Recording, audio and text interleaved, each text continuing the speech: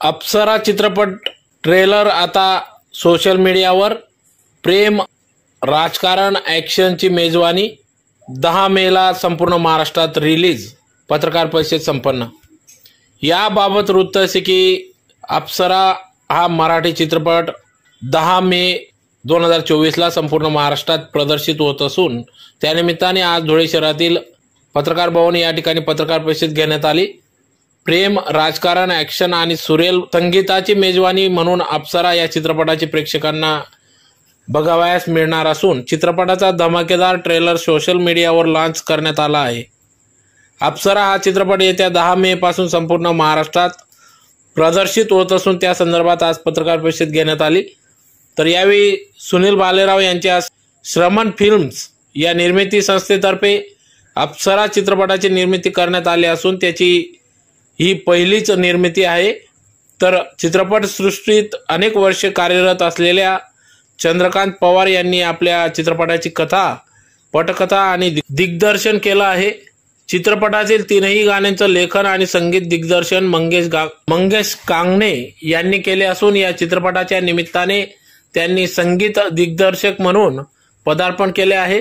गायक अभय जोधपुरकर, गायिका आनंदी जोशी, ओंकार स्वरूप, भैया मोरे, मेघा मुसळे यांच्या सुमधुर आवाजात चित्रपटातील गीते स्वरबद्ध करण्यात आली असून ही गीते प्रेक्षकांच्याही पसंतीस उतरतील असं यावेळेस या पत्रकार परिषदेतून सांगण्यात आले। तर यावेळी अभिनेता सुयश झुंझुरके, अभिनेत्री मयुरी आव्हाड, अक्षता पाडगावकर, अभिनेत्री मेघा गाडगे, शशांक शेंडे, विठ्ठल काळे, मयूर पवार, खानदेश कलाकार सचिन कुमावत, विजय निकम, राजेश भोसले, आशिष वारंग, समीक्षा बालेराव, प्रज्ञा त्रिभुवन, संघर्ष बालेराव अशा या तगडी स्टार कास्ट या चित्रपटात आहेत।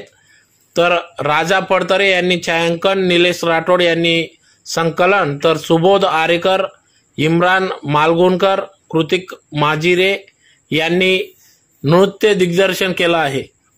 एका तरुणाच्या मनात असलेल्या एका अप्सरेचं चित्र, त्याला भेटणारी तरुणी, त्याचं बदलणारं आयुष्य या संकल्पनेवर अप्सरा हा चित्रपट तयार झाला असून एक अनोखी प्रेमकथा असलेला अप्सरा हा चित्रपटाच्या ट्रेलर मधून कथेचा थोडाफार अंदाज बांधता येतो। तरुणाला भेटणारी त्याच्या मनातली अप्सरा आणि त्यानंतर होणारं राजकारण, त्या सगळ्याला तो तरुण कसा सामोरा जातो याचं कथाकथन या चित्रपटात पाहावयास मिळणार असून सुरेल गाणी, उत्तम अभिनय या सर्वांचं ॲक्शनची जोडही या ठिकाणी कमालीची असून त्यामुळे अप्सरा हा चित्रपट प्रेक्षकांचं पुरेपूर मनोरंजन ठरणार असून यात शंका नाही। तर या संदर्भात आज पत्रकार परिषद घेण्यात आली। तसंच या अप्सरा चित्रपटाला आणि अप्सरा चित्रपटामधील रिंगटोन असते दाना हे आपलं खानदेशी गाणं आहे त्याच्यात। तर नक्कीच या चित्रपटावर आपण सर्वांनी खूप प्रेम द्यावं, आपल्या जवळच्या थिएटरमध्ये जाऊन हा चित्रपट नक्की बघावा। चित्रपट कसा वाटला, आमच्या इन्स्टा आयडी आहे भैयामोरीची, मेघाची, माझी, त्या इन्स्टा आयडीवर नक्कीच आपण त्याला मेन्शन करून चित्रपट कसा आहे किंवा गाणं कसं आहे ते नक्कीच आम्हाला कळावं। मी पुनश्च आपल्या सर्व पत्रकार बंधूंचं खूप आभार व्यक्त करतो। धन्यवाद। तर तीच स्टोरी का बघायची, तुम्ही सांगते अप्सरा का बघावा।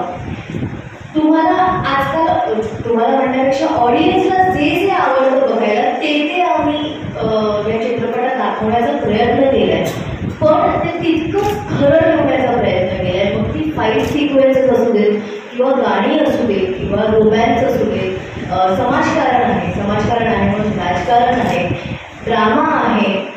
सो या सगळ्या गोष्टी ज्या ऑडियन्सला बघायला आवडतात एका कमर्शियल चित्रपटात, ते सगळं आम्ही ठेवण्याचा प्रयत्न केलाय, पण ते तितकंच रिअलिस्टिक झोनवरती कुठेही फापट पसारा न दाखवता आम्ही ते मांडण्याचा प्रयत्न केलाय।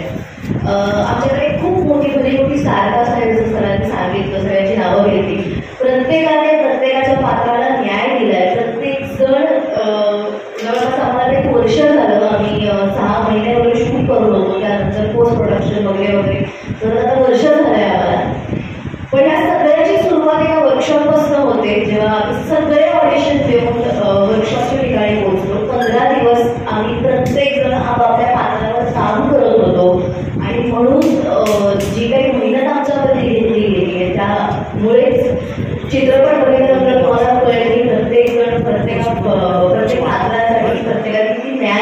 किंवा किती सुंदररित्या प्रत्येक पात्र जगलंय.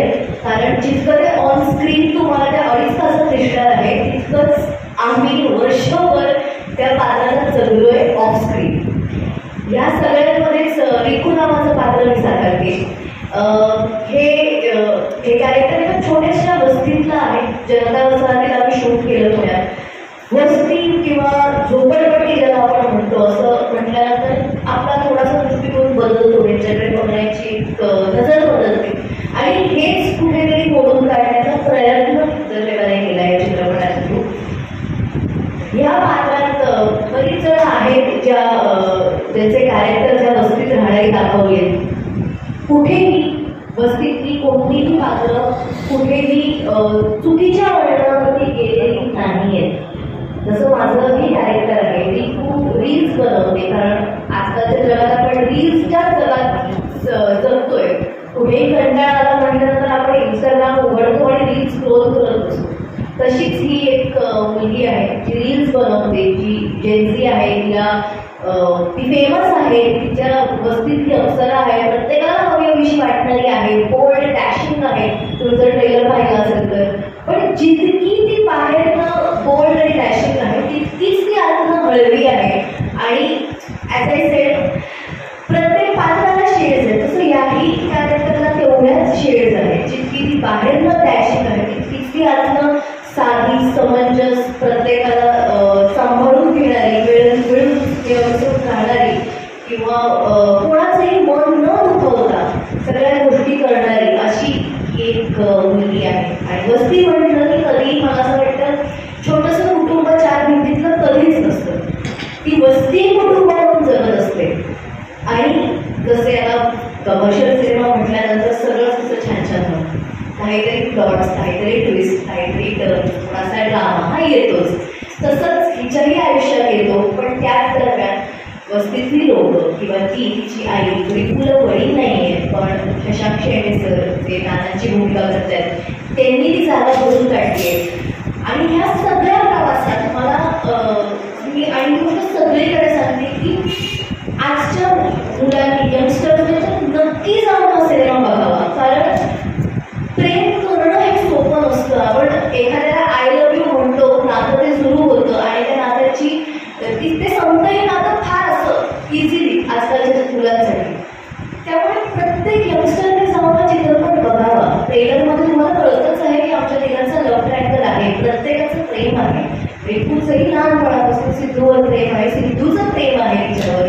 पण काही लिमिटेशन्स असतात, काही गोष्टी असतात ज्या आपण सांभाळून समजून पुढे गेलं पाहिजे.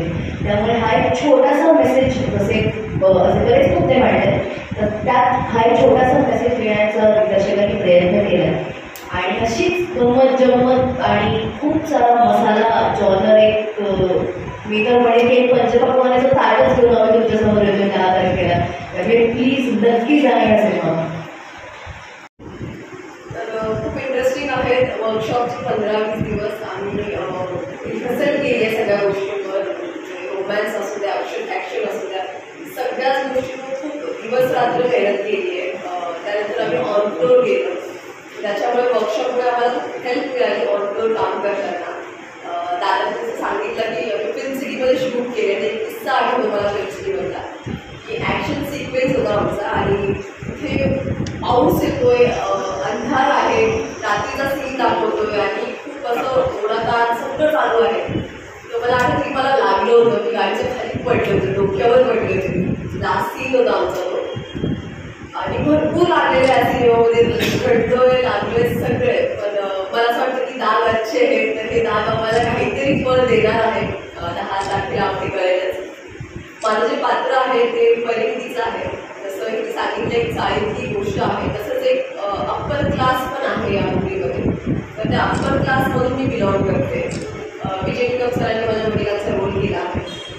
तर परिणीती ही खूपच अशी प्रेमळ, डाऊन टू अर्थ अशी एक मुलगी आहे. मोठ्या घरातली असली तरीही ती डिफरन्शिएट करत नाही लोकांमध्ये की अप्पर क्लास, लोअर क्लास असं काहीच करत. वडिलांवर जीवापाड प्रेम करणारी मुलगी आहे. वडिलांचे तिच्यावर प्रेम आहे. पण एक असतं ना की मोठ्या घरांमध्ये आई वडील जे असते खूप बिझी बिझी असतात त्यांच्या बिझनेसमध्ये, तर तितका वेळ ते तिला देऊ शकत नाही. त्यामुळे ती जागा खाली आहे. ती जागा भरून काढण्याचा प्रयत्न काम करणारे वर्ग आहेत ते करतात, तिची फ्रेंड आहे ती करते.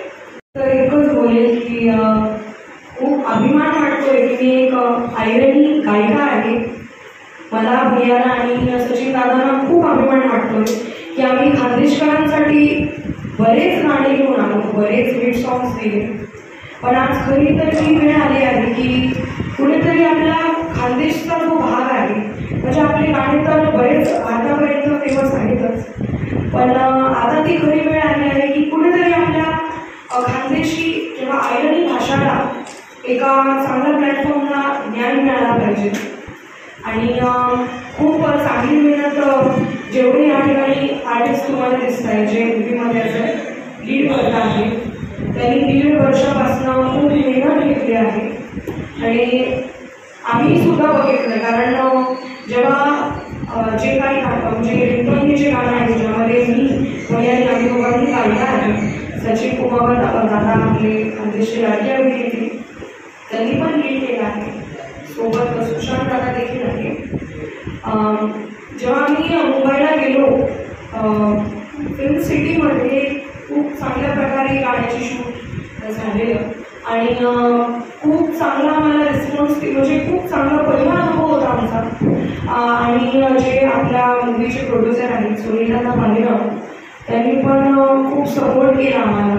आणि मूवीचे जे डायरेक्टर आहेत चंद्रकांत पवार, त्यांनी पण खूप सपोर्टिव्ह आहे. सर्व टीम खूप सपोर्टिव्ह आहे. आम्हाला असं वाटलंच नाही की आम्ही म्हणजे मूवीसाठी आम्हाला एक फॅमिली टाईप आम्हाला त्यांनी प्रेम दिलं. आणि मी इतकंच बोलेल की 10 मेला रिलीज होणारा अप्सरा हा चित्रपट नक्की पहा आणि खानदेशकर नक्कीच पहा. म्हणजे आपला खानदेश भाग ह्या गाण्याला तर खूप फेमस देत आहे, कारण युट्यूबला रिलीज झाला आहे गाणं सीवरती. तर नक्कीच 10 मेला चित्रपट पाहायला विसरू नका. आणि अभिमान आहे खानदेशी गायिका होण्याचा मला. नमस्कार मित्रांनो, जय खानदेश. मी भैया मोरे. मित्रांनो, जवळजवळ 4 ते 5 वर्षापासून मी आयरनीमध्ये काम करत आहे आणि या 4-5 वर्षात खूप चांगली गाणी सुद्धा तुमच्यासाठी घेतली. त्यापैकी सगळ्याच गाण्यांना तुम्ही खूप जास्त प्रेमही देतात आणि तुमच्या प्रेमामुळे माझी अपेक्षा अजून वाढत गेली की आपली गाणी अजून कुठेतरी चांगल्या लेवलवर वाजली पाहिजे, पिक्चरमध्ये गायला पाहिजे असं मला तरी वाटायला लागलं.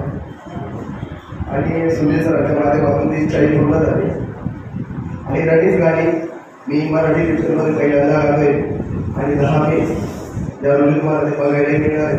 जसे तुम्ही आपल्या गाण्यांवर लग्नामध्ये असो, आपल्या कार्यक्रमांमध्ये असो कल्ला करतात, तसाच कल्ला तुम्ही थिएटरमध्ये करायचा आहे.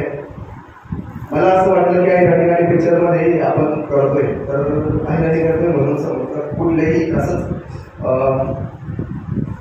एक कसं तरी शूट करून लावून देईल, जसं की आमच्याकडे होतं काही गाड्या. तसं आम्ही जेव्हा सेटवर गेलो होते तेव्हा मी स्वतः डोळ्यांनी पाहिलं तर पहिल्यांदा मराठी चित्रपट कसा शूट होतो, त्याचे सेट कसे असतात ते बघून नंतर झालो आम्हालाही वगैरे पहिल्यांदा मिळेल